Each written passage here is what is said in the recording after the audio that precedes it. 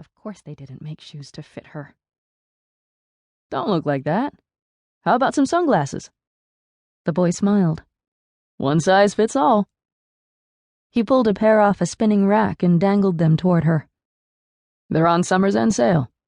$2. The sunshine was already flying south for the winter. Yuki didn't need sunglasses. She put them on. They didn't fit. The bridge was too big for her nose, and the frames swamped her. But the Tropicana orange glass gave the world a golden flush. There were $2 in her wallet. Lunch for Thursday and Friday.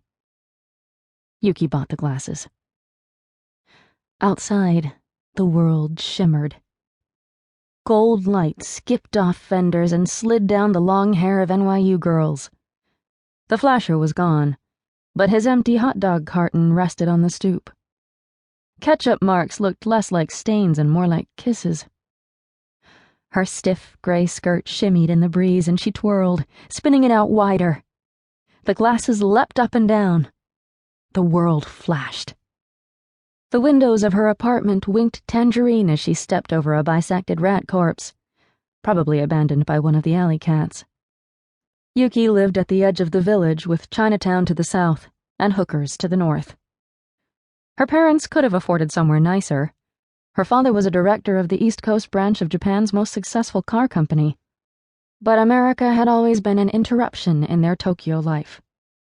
She once asked her mother, why hadn't Daddy left them in Tokyo? Her mom crouched down and said in English, "Daddy needs us." As if to admit his weakness in Japanese would be too much of a betrayal. They had been in New York 2/3 of Yuki's life. Her Japan was only the smell of boxes of tea grandmother posted each New Year. Most of his colleagues came alone, returning to Japan and their families after a year or two.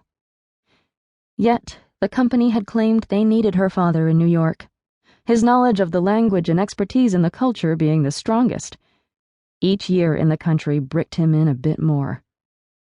But this was the last year. She inserted her Mary Janes into the shoe rack, next to her mother's pumps and below her father's indoor slippers, their tatami soles worn into the shape of his feet. Her father had explained with horror that Westerners wore shoes in their bedrooms. But Yuki couldn't know if that was true. She still hadn't been into an American bedroom. She slipped into her own flannel slippers and hid the glasses in her satchel.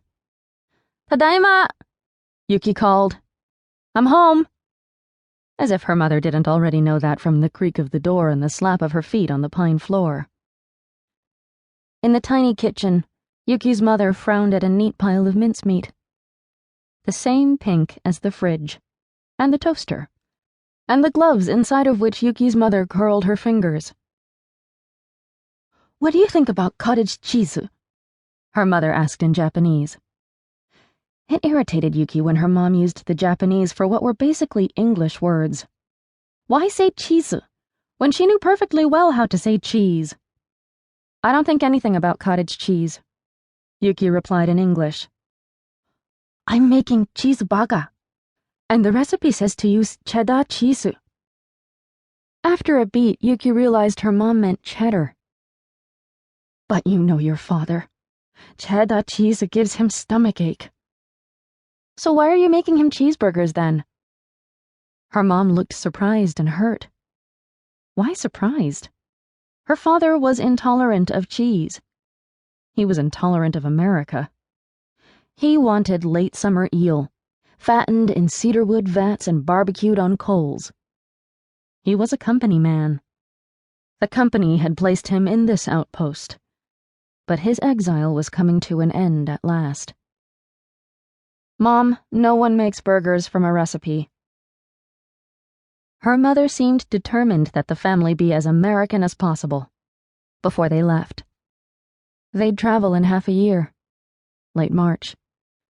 The plum trees would be blossoming and the spring rains falling. Or that's what her father said. Yuki's only image of plums was at D'Agostino's, where each dusky fruit was peddled with the sticker of its distributor.